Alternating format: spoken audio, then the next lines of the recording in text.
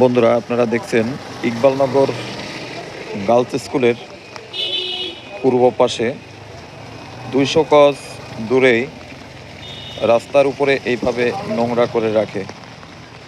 দেখুন, এখানে নোংরাটা ঠিক রাস্তার যে নোংরার একটা রস, সেটা রাস্তার উপরে বেয়ে আসছে। এখন যে বৃষ্টি হচ্ছে তাই যে বেয়ে আসছে এমনটা নয়, এটা এমন করেই কিন্তু রাস্তার উপরে বেয়ে আসে। আসলে এখানে একটা কথাই বলতে চাই যে এইখান থেকে যারা ইকবালনগর স্কুলে যে সকল শিক্ষার্থীরা আমাদের স্কুলে যাতায়াত করে, নোংরাটা জুতায় লাগিয়ে তারা স্কুলে যাচ্ছে। আবার যখন স্কুল থেকে বের হয়ে বাসায় যায় তখনও কিন্তু এই নোংরাটা তারা কিন্তু ঠিক আবার জুতায় লাগিয়ে বাসায় যায়। অর্থাৎ তাদের কিন্তু এই শৈশবে এরকম ধরনের যে দুর্গন্ধ পেরিয়ে প্রত্যেক দিন তাদের একটি ভালো কিছু অর্জন করার জন্য শিক্ষা প্রতিষ্ঠানে যাচ্ছে। এটা কি আসলে উচিত কি অনুচিত আপনারাই বলবেন। এখানে কিন্তু কোনো বাড়তি জায়গা নেই, একদম ঠিক স্কুলের 200 গজ দূরেই এই ডাস্টবিনটার স্থান। আর সবাই যে রিকশায় চলাচল করতে পারে তা না, এদিকটি স্কুল আর স্কুলের পাশেই রয়েছে এই ডাস্টবিন। তো আপনি ভাবুন, এই ডাস্টবিন থেকে মাত্র 100 গজ দূরেই হলো 7 রাস্তা। এই 7 রাস্তায় সবাই ইকবালনগরের এখানে যারা আসে বা ইকবালনগরের বাসিন্দা, তারা সবাই কিন্তু এই 7 রাস্তায় অটোতে বা যে কোনো পরিবহনে এসে প্রথমে ওখানে নামে। নামার পরে সবাই যখন বাড়িতে যার যার গন্তব্যস্থানে চলে যায় ইকবালনগর হয়ে, যে যেখানেই যেতে চায় বা ইকবালনগর স্কুল বা এই এলাকায় যারা বসবাস করে, সবাই কিন্তু এখান থেকে এই ময়লাটা জুতায় লাগিয়ে কিন্তু তাদের বাড়িতে যায়। তো এইখানে এটা করা উচিত কি অনুচিত, এটা আপনারা একটু বিবেচনা করবেন। আর এরকম আসলে রাখা উচিত কিনা এটাও বিষয়টা একটু বিবেচনা করবেন। আমাদের সমাজটা আমরা সুন্দর করতে পারি নিজেদের প্রচেষ্টায়। দেখুন, আমাদের সমাজটা আমরা কি খারাপের দিকে ঠেলে দিচ্ছি, এটাই দেখুন।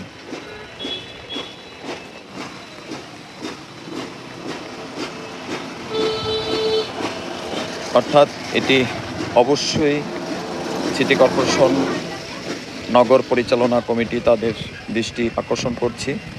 এই বিষয়টি অবশ্যই ওহাব অ্যাভিনিউ ইকবালনগর স্কুলের অল্প একটু আগেই জোড়া ট্রান্সমিটারের নিচে অবশ্যই এটি আপনারা প্রয়োজনীয় ব্যবস্থা নেবেন। আমরা যারা সমাজকর্মী আছি, যারা সমাজ নিয়ে চিন্তা করি, সকলের দাবি এটি আপনাদের অতি দ্রুত এখানে যাতে আর ময়লা না ফেলে এমনটা ব্যবস্থা নেবেন।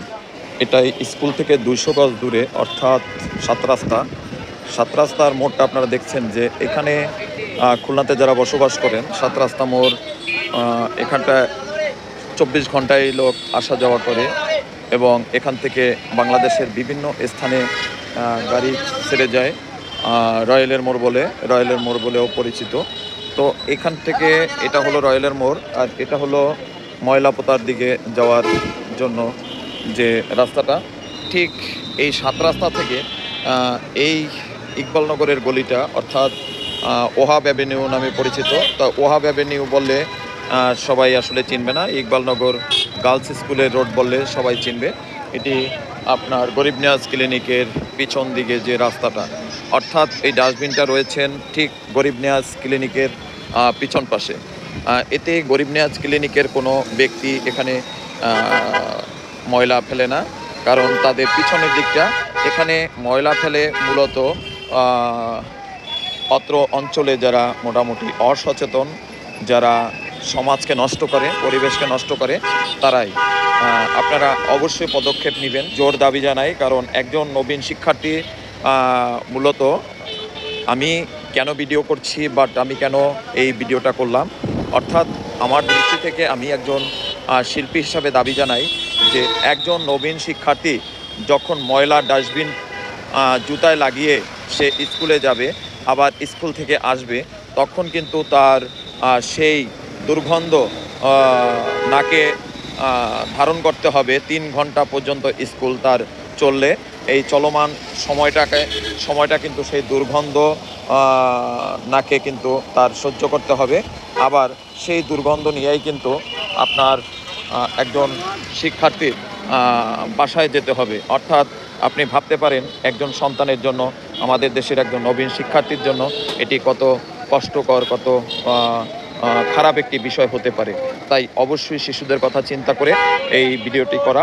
তো সবাই ভালো থাকবেন, সকলের জন্য শুভকামনা। যে যেখানে গন্তব্যস্থানে ফিরে যাচ্ছেন, যাত্রা করছেন, সবার যাত্রা শুভ হোক এমন প্রত্যাশায় আমি চিত্রশিল্পী মিলন বিশ্বাস।